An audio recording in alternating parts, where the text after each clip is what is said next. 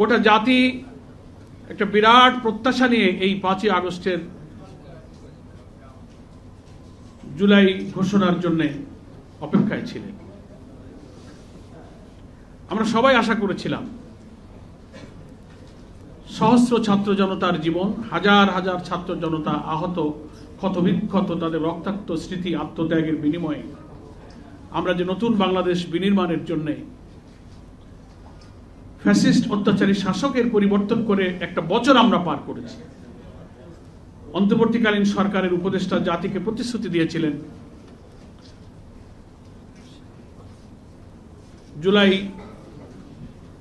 ঘোষণা আর একটা জুলাই সনদ, এটা সকলের সম্মতি, সকলের স্বাক্ষরে সেটা অনুমোদিত হবে, গৃহীত হবে। জুলাই ঘোষণা বা ডিক্লারেশন যেটা, সেটা 5 তারিখে হলো, সনদটা এখনো বাকি। অনেকে সনদ আর ঘোষণাটা প্রথম দিকে একসাথে বুঝতে পারেন, সবটা তো পরিষ্কার করে বলা হয় না, সবাই এতটা বোঝার সুযোগও পান না। কিন্তু 5ই আগস্ট জাতীয় সংসদ ভবনের দক্ষিণ প্লাজায় একটা বিশেষ অনুষ্ঠানের আয়োজনের মাধ্যমে যখন জুলাই ডিক্লারেশনটা, ঘোষণাটা পড়ে শোনালেন আমাদের প্রধান উপদেষ্টা, তখন কিছুটা পরিষ্কার হয়েছে যে এটা একটা ঘোষণা আলাদা জিনিস, সনদ আবার আর একটা জিনিস। জুলাই ডিক্লারেশনটা হচ্ছে ছাত্র জনতার বিশাল গণ অভ্যুত্থানের যে ঐতিহাসিক পটভূমিকে উল্লেখ করে আমাদের দেশের হাজার হাজার লক্ষ কোটি মানুষের যে অবদান, যে সংগ্রামের ঐতিহ্য, ইতিহাস, এই চেতনাকে ধারণ করে আমাদের সংবিধানের একটা আইনগত স্বীকৃতি দিয়ে এটাকে, আন্দোলনকে দেশের মানুষের কাছে সংবিধানের অংশ হিসেবে প্রিয়াম্বলে অন্তর্ভুক্ত করা হবে এবং এটা ইতিহাসের দেশের স্বাধীনতা, সার্বভৌমত্ব, স্বাধিকার, ফ্যাসিবাদ বিরোধী আন্দোলনের লড়াইয়ের এটা যে একটা গুরুত্বপূর্ণ ঐতিহাসিক অংশ হিসেবে সংযোজিত থাকবে, এটা ছিল আমাদের জুলাই ডিক্লারেশন। সেখানে সকল শ্রেণী পেশার মানুষের ঐতিহাসিক অবদান, তাদের জীবনদান, তাদের ত্যাগ তিতিক্ষা, কোন প্রেক্ষাপটে এই 17 বছরের ফ্যাসিবাদী শাসনের বিরুদ্ধে আন্দোলন, অর্থনৈতিক শোষণ, বঞ্চনা, লুটপাট, মূল্যবোধ বিরোধী, জাতিসত্তা বিরোধী, ভিন্ন মতের বিরুদ্ধে দমন, freedom of express, freedom of choice, freedom of press, সবকিছুকে কিভাবে তছনছ করা হয়েছে, ছাত্রদের অধিকার ধ্বংস করা হয়েছে, আলেম ওলামা, শিক্ষক, সকল শ্রেণী পেশাকে ধ্বংস করে দিয়ে এক দল, একজন ব্যক্তির কর্তৃত্ববাদী শাসনের ফ্যাসিবাদী চিন্তার বিরুদ্ধে কিন্তু দীর্ঘ 17 বছরের যে গণবিস্ফোরণ, যে আউটবাস্ট যেটা, সেটাই কিন্তু 5ই আগস্ট 2024 হয়েছিল। এইটাকে জুলাই ডিক্লারেশনে ধারণ করা হবে, জাতি যুগ যুগ ধরে স্মরণ করবে। আমরা চলে যাব কিন্তু আমাদের সংবিধান পড়লে এই ঐতিহাসিক আন্দোলনের অংশটা আমাদের সাংবিধানিক একটা ভিত্তি পাবে, জাতি সেই ইতিহাস জানবে। আর সনদ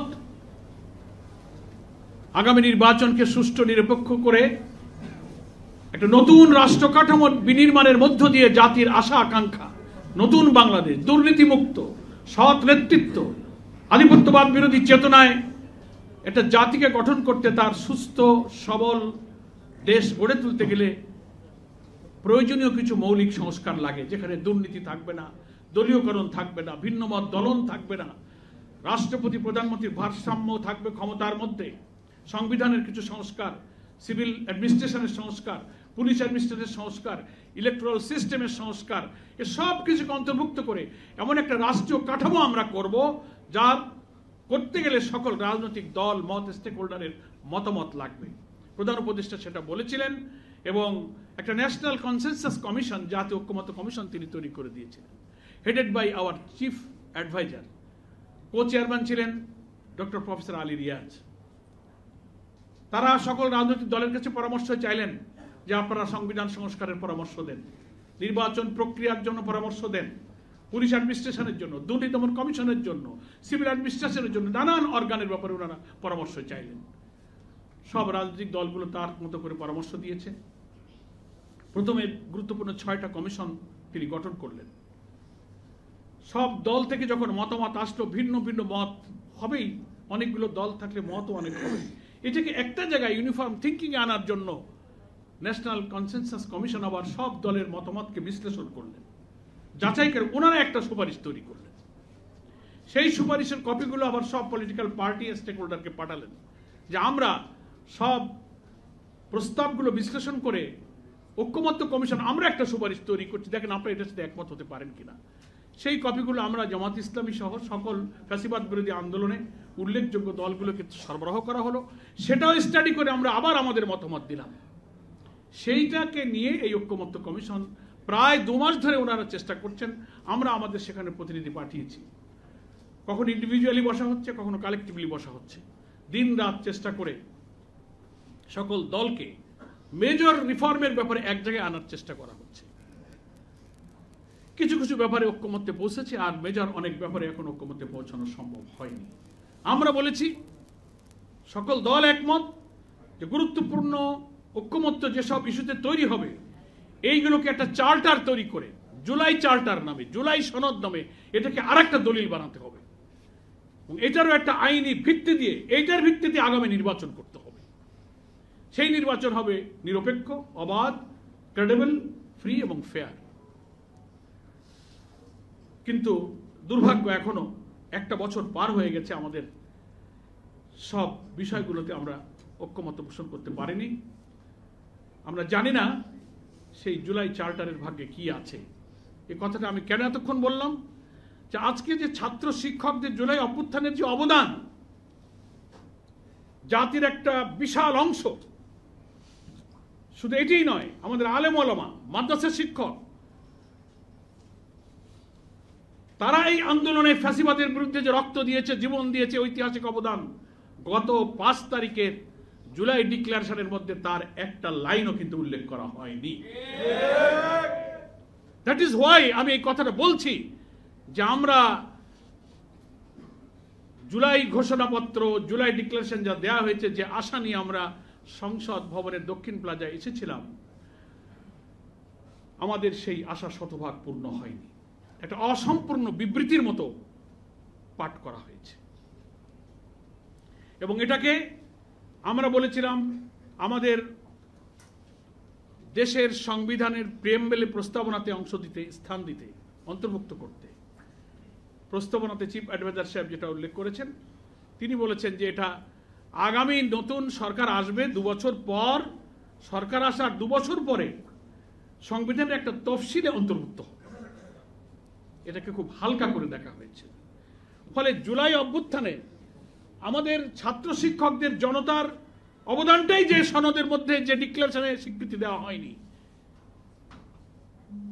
আমরা বলি এই সরকার হচ্ছে গণ আকাঙ্ক্ষার সরকার। জনগণ সে আকাঙ্ক্ষা পূরণের জন্য এই সরকারকে আমরাই এনেছি, উনি ইচ্ছা করে আসেননি, এটার জন্য আমরা ওনাকে থ্যাঙ্কস জানিয়েছি। কিন্তু আপনার তো উচিত ছিল, যারা এই ড্রাফটটা করে দিয়েছে, কোনো ব্যক্তি, কোনো পরামর্শদাতা, আমরা জানি না, একটা সংশয় রাজনীতির অঙ্গনের আলোচিত হচ্ছে যে কোনো একটি দলের চিন্তা এবং চেতনা, আদর্শ, গাইডলাইন কি এই জুলাই ঘোষণা তৈরির ক্ষেত্রে প্রভাব বিস্তার করেছে? এই প্রশ্ন কিন্তু তৈরি হচ্ছে। কারণ একটা অংশকে বাদ দিয়ে, বিশাল জনগোষ্ঠীর অবদানকে অস্বীকার করে, এরপরে আমরা তো এই জুলাই ডিক্লারেশনের জন্য আমরাও আমাদের পক্ষ থেকে কিন্তু অনেক প্রস্তাব দিয়েছি, রিটার্ন দিয়েছি, যে আমরা এটাকে সংশোধন করবো না, এইগুলো আপনারা ঢোকাবেন, সেগুলো কিন্তু সেখানে স্থান দেওয়া হয়নি। সেই জন্যই নির্বাচনের প্রায় 7-8 মাস এখনো বাকি। এই সময়ে যদি অন্তর্বর্তীকালীন সরকার, যে সরকারকে আমরা নিরপেক্ষ মনে করি, যার অধীনে এখনো আমরা আস্থা রাখতে চাই যে নির্বাচনটা গ্রহণযোগ্য হবে, তিনি প্রথম ঐক্যমত্যের ভিত্তিতে একটা জুলাই ডিক্লারেশন দিতে গিয়ে যদি জাতির একটা বড় অংশের আশা, আকাঙ্ক্ষা, আবেগ, চাহিদা, প্রত্যাশাকে স্থান দিতে না পারেন, সামনের দিনগুলোতে তার কাছে আমরা কতটা প্রত্যাশা করব, এটাই কিন্তু এখন আমাদেরকে ভাবিয়ে তুলছে।